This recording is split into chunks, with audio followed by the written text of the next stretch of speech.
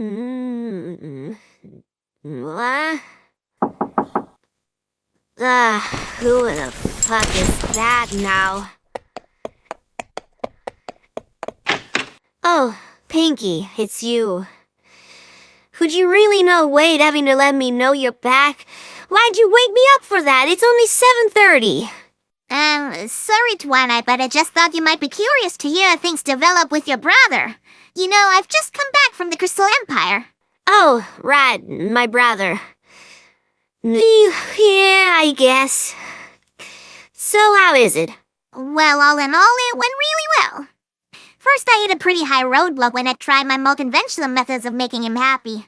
You know, the usual stand-up routine and some practical jokes, but even the banana cream pie didn't get nothing out of him. That's when I realized I had to use drastic measures. So I just sat down with him and had a little heart-to-heart. And did that do him any good? Actually, yes. It was surprisingly easy. I simply asked him if he had ever considered just not being depressed. He hadn't. And after hearing that groundbreaking suggestion, he just stopped being depressed. He got up and started losing weight before my very eyes until he had reached his ideal. And there you have it, kids. It really is you who's the problem. Your parents aren't being ignorant or neglectful for saying that shit. It really is that easy. I mean, everyone is sad sometimes. You're probably just doing it for the attention anyways. Sarcasm off. But cool, in that case I'm glad he's doing okay. And once more, a heavy topic got resolved just like that because Robotus doesn't want to invest the time in to deal with it properly. But who am I to complain? My brother's fine again, that's all that matters. Now, if you'll excuse me, I'm going back to bed.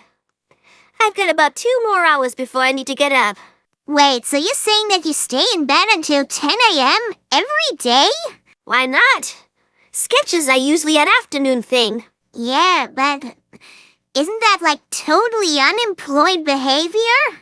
I prefer to call it flexible hours. Good night, and please be quiet from now on. Okay, Twilight, we'll be as quiet as possible. Did she just say we? I guess I'm just tired. Good night, Twilight. Hey, be careful with that. We're supposed to be quiet. I didn't touch anything that was marble. I wish my monotone voice would allow me to whisper. Please, at least try to be quiet, you guys. I didn't have a chance to tell her yet. All right, what the hell is going on out there? What do I have to do to get a little privacy? Oh, no. Oh, no. No! No! What are you doing in my home?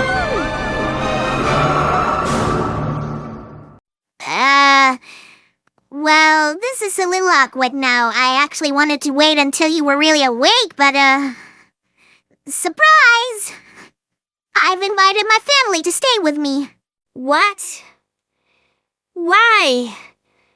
Why would you do that, Pinky? I didn't have a choice, really. I mean, they had to go somewhere after the collapse destroyed our old rock farm, including the house. Our parents stayed behind to rebuild everything, but for the time being, my sisters were set free to live someplace else until it's all fixed. Okay, first of all, pretty atypical for your parents to not employ the help of their kids for rebuilding.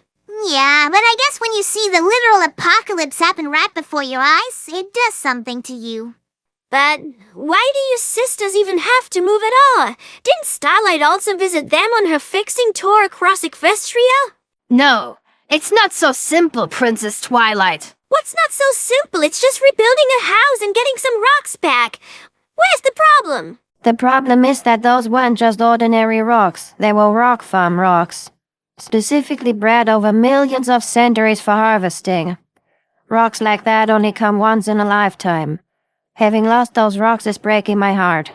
I lost the will to live. So you see, magic can do nothing here, only time. And some things can never be fixed. It's too painful for her to say, but Hoda's boat also didn't make it. I mean, it was kind of fascinating to find the skeletal remains of a humongous dragon inside of it, but from the looks of it, it had been dead for eons.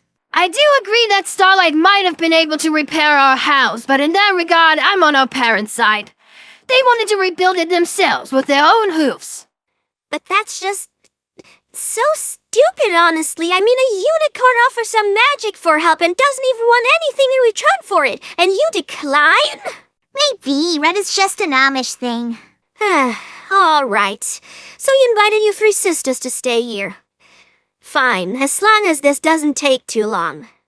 I mean, truth be told, I am entirely against this, but public appearance is also important, and what kind of politician would not use this opportunity to demonstrate what a good pony I am?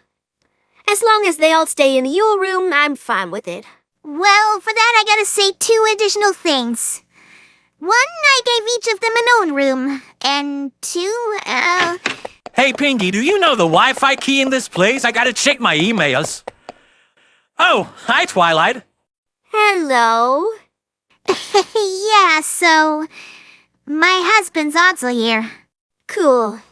And I guess you also brought your kid along, right? My what? Oh, fuck me, right! I have a son! How could I forget that? I even had him ever since season 6! Wow, really that long? Well, yeah, I mean, how else would you justify his age in the series finale? Given the time skip obviously hasn't happened yet. Fair point. But no, Hive, I don't think he's gotten much older. I mean, the concept of aging is only ever a thing in this universe when it's plot-related. Wait, what are we even talking about? Where is my son? I haven't seen him in 4 years! Darling.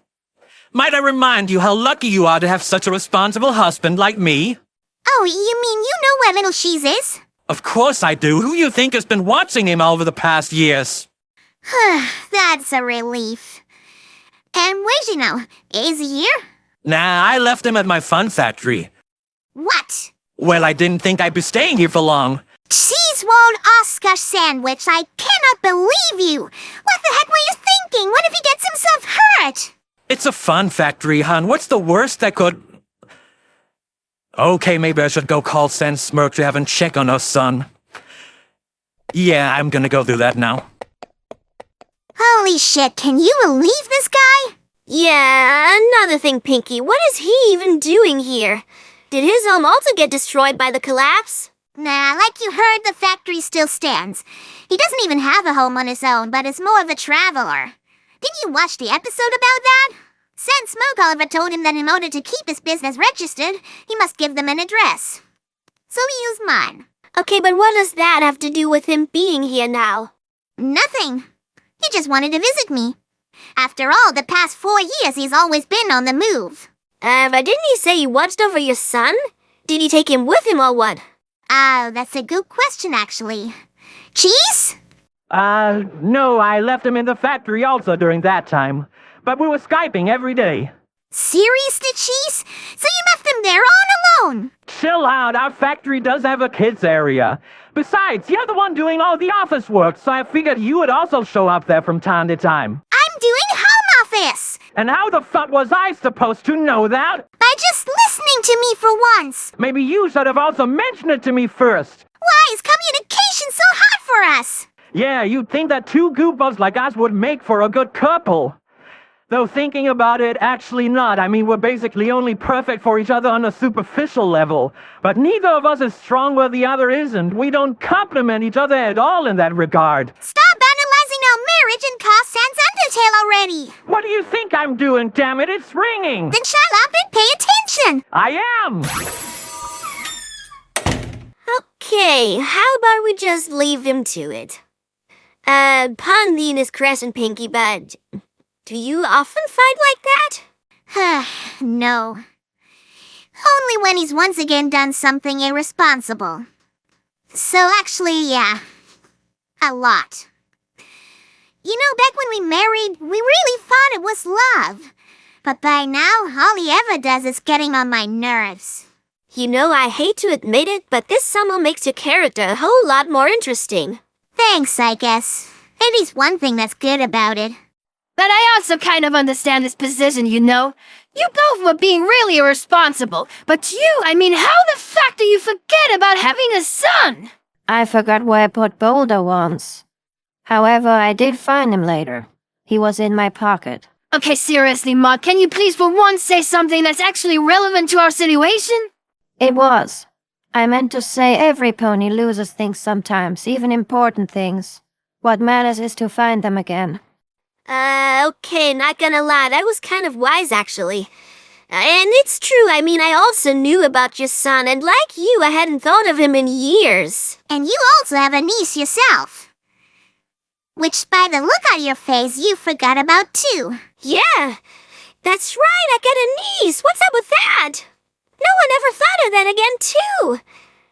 Though on second thought, why would anyone? After all, every single relationship the show established wasn't real.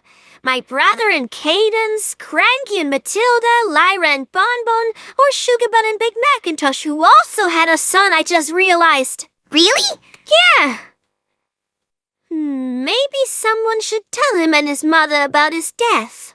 But didn't AJ just in the last sketch say that she doesn't need to know about it since they never really were together? Sure, but given the fact that they still had a son together, I think it's appropriate to tell them about it. You know what? This whole reveal has shaken me that much to my core, I'm gonna go do the unthinkable now. Which means actually doing my royal duties. First, I'm gonna head off to find Sugarbelle and inform her about Big Mac's death. Then I'm going straight to Canterlot and have them prepare a census for all of Equestria. A census? Yeah. If we forgot about our sons and nieces, then who can know how many other ponies in Equestria also have? Just to be safe, this census might remind ponies of other relatives they haven't thought of in forever. Maybe we'll even save lives with that. That was something, though. Yeah, I guess so. Okay, so you're off to do that, and we're just gonna stay here and live in your house like it was our own. See ya. See ya.